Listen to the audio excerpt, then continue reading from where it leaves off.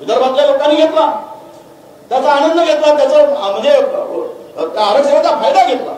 तुम्ही घेतला नाही.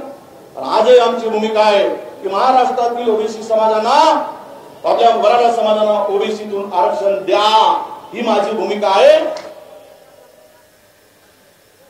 परत ऐकायचं आहे, मराठा समाजाला ओबीसीतून आरक्षण द्या म्हणताय. आता याचं काय सांगायचं आहे? हे सगळं जे आहे फिरतंय, सगळं व्हायरल होत आहे. पुढे ठेवा, एकच मुद्दा घेऊन तुम्ही उभे राहा, आम्ही तुमच्या बरोबर आहे. पण जरांगीच्या तिथे जाऊन येणार मराठा समाजाला आरक्षण दिलंच पाहिजे म्हणून. अंबडच्या मीटिंग मध्ये येऊन तुम्ही सांगा आम्ही तुमच्या बरोबर आहोत, नंतर आमच्याकडे आमचा परत पाठ फिरवणार, हे कसं काय शक्य आहे? आणि म्हणून मी त्यांना सांगितलं, त्या संपादकांना, बघा हे व्हिडिओ, तासाला जर तुम्ही बदलायला लागला तर ओबीसी समाजाचा घात होईल. तुमचं लक्ष, मी पक्षासाठी काम करत नाही इथे, हे कुणी पक्षासाठी काम करत नाही. आम्ही इथे ओबीसी साठी काम करतो. आम्ही पक्षाच्या दावणीला बांधले गेलो नाही. पक्षाच्या वेळेला आम्ही पक्षाचं काम करू, पण ओबीसीचं आल्यानंतर फक्त ओबीसी साठीच लढणार. तुम्हाला राजकारण करू नका. तुम्ही फक्त तिथे देवेंद्र फडणवीसला काढा. अरे तुम्हीच तर म्हणाला होता ना मराठा समाजाला आरक्षण द्या, आणि परत म्हणतात देवेंद्र फडणवीसला काढा. तुमचं राजकारण आहे. ज्यांनी हे दिलं, हे सगळं केलं, त्या विखेंचं नाव घ्या ना, ते नाही. त्याच्यातून तुमचं राजकारण डोकावतं. मेहरबानी करा. मला माहिती आहे तुमच्या सगळ्या पूर्ण मतदारसंघामध्ये ओबीसी आणि मागासवर्गीय, तुमचे नेते सुद्धा ओबीसी बद्दल चांगलं बोलतात, आणि तुम्ही वारंवार जर बदलत असाल तर हे चालणार नाही. माझी आपणा सगळ्यांना हात जोडून विनंती आहे. मगाशी मी सांगितलं की सगळे तुम्हाला सगळ्यांना माहिती आहे. पात्र शब्द सुद्धा काढले, काय काढलं मागे सुद्धा मी सांगितलं. खोड हे अशी, हे सगळं मी दिलं. या सगळ्या मुख्यमंत्र्यांना सुद्धा दिलं. हे बघा, हे कसे काय तुम्ही पत्रके देताय? मराठ्याला कू लावतात. कू मराठा कू. अरे काय चाललंय? सगळं खाडाखोड करून हे सगळं थांबवा, नाही पेक्षा मोठी अडचण निर्माण होईल.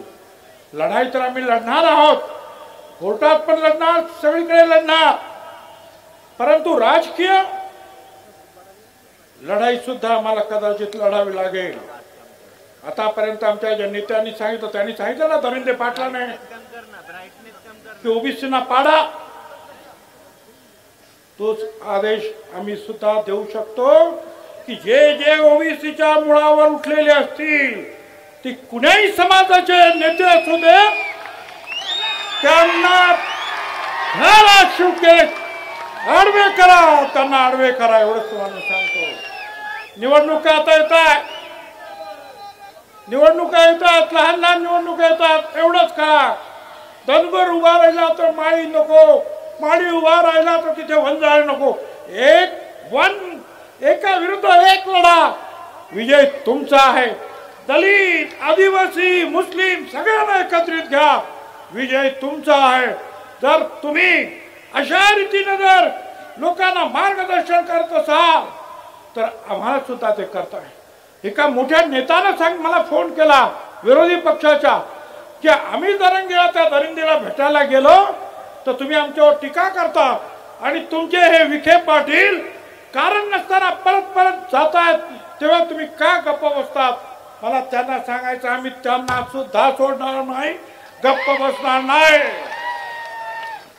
आणि या बीजेपीच्या नेत्यांना सुद्धा सांगतोय, तुमच्या लोकांना आवरा. तुम्ही आता केलात ना, आम्ही कोर्टात लढू. तुम्ही अशा उलटे सुलटे आदेश दिलेत ना, आम्ही रस्त्यावर लढू, आम्ही निवडणुकीत लढू. नाहीतरी आतापर्यंत तुमच्या पाट्या उचलल्यात ना रे आम्ही. एक दिवस असा येईल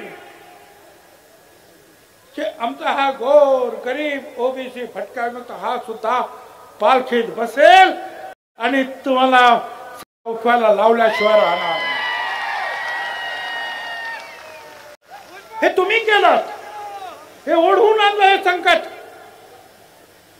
मराठा समाजातील नेत्यांना मी जेव्हा सांगतो अरे बोलायचं हवं, सगळे तर मूग घेऊन बसलेले आहेत, त्याचा अभ्यास नाही, आरक्षण कशासाठी हे खातात हे माहित नाही. तो सांगतो आणि तुम्ही टाळ्या वाजवता, गप्पा बसता फक्त राजकीय फायद्यासाठी. तुमचा राजकीय फायदा जर त्याच्यात असेल तर राजकीय नुकसान कसं करायचं हे सुद्धा मला माहिती आहे. हे तुम्ही लक्षात ठेवा. एक बार खड़े रहने तो बैठ गया. आतापर्यंत खूप आम्ही सहन केलं, प्रेम मान रहा मेरा. पण जेव्हा आम्हाला कळलं चुप रहकर क्या मिलता है आखिर, चुप रहकर क्या मिलता है आखिर, दिल का दर्द ही बढ़ता है, उठानी पड़ती है आवाज जब पानी सर के ऊपर चढ़ जाता है. आम्ही आतापर्यंत गप्पा बसलो, जाऊ द्या जाऊ द्या. अरे किती गप्पा बसायचं. हा, त्यांनी बोललं तर ते चालतंय. मी 374 जातींसाठी बोललो आणि आम्ही बोललो